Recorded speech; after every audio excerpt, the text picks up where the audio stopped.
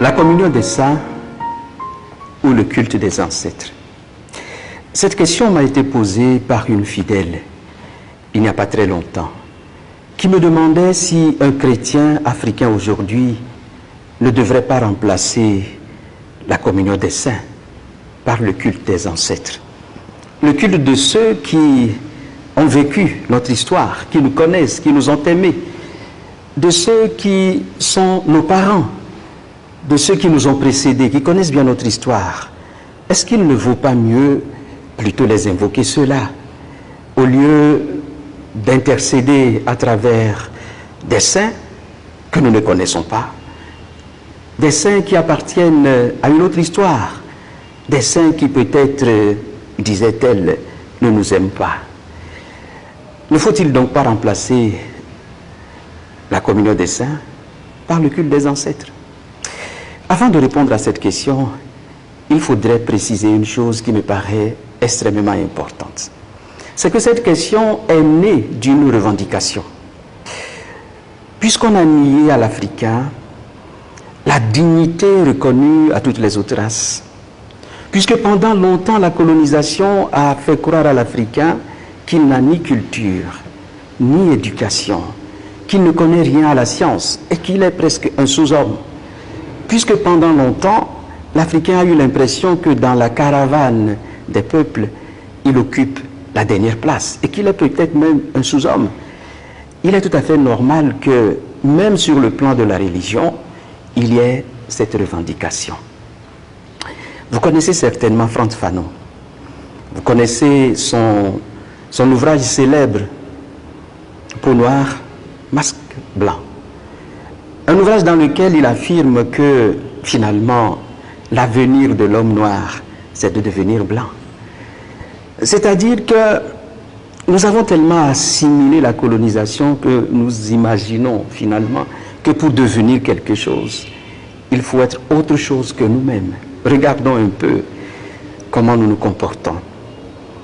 Nous renions notre peau, la couleur de notre peau. Tout le monde veut avoir une peau beaucoup plus claire, plus blanche. Nos cheveux nous font honte. Notre habillement, même notre culture, nos aliments, tout, nous les rejetons.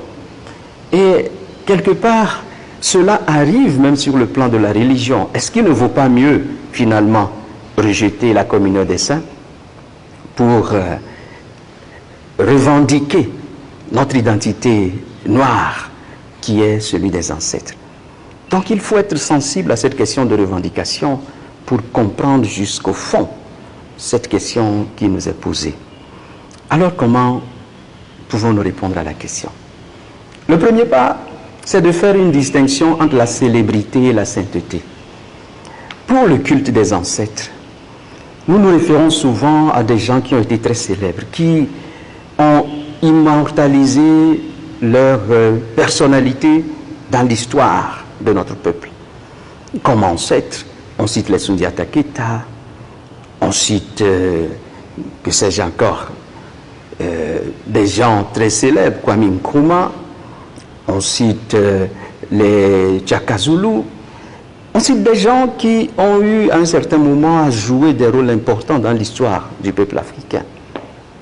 Et c'est la célébrité qui représente un peu le critère. Je n'ai jamais entendu parler comme ancêtre d'un esclave, de quelqu'un qui a vécu très modestement et qui n'a rien eu de si particulier. Lorsqu'on parle de la communion des saints, il s'agit d'une autre histoire. Ce n'est pas parce qu'on a été un grand personnage qu'on est saint. Ce n'est pas parce qu'on a été un roi ou un prince qu'on est saint. La sainteté, c'est plutôt la communion de vie que l'on a eue avec Dieu.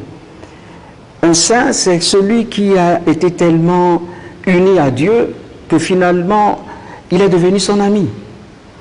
Et sur ce plan, je crois qu'il ne faut pas confondre la célébrité que nous recherchons tous, la dignité que nous voulons, avec la communion des saints. C'est la première distinction que je voudrais faire entre le culte des ancêtres et la communion des saints. La deuxième, c'est les deux principes de particularité et d'universalité. À vouloir finalement développer uniquement le culte des ancêtres sur le modèle de la communion des saints, nous risquons d'avoir finalement des ancêtres pour chaque peuple. Alors que dans la communion des saints se retrouvent toutes les nations. Tous ceux qui ont eu une relation particulière avec Dieu se retrouvent dans la grande communion des saints.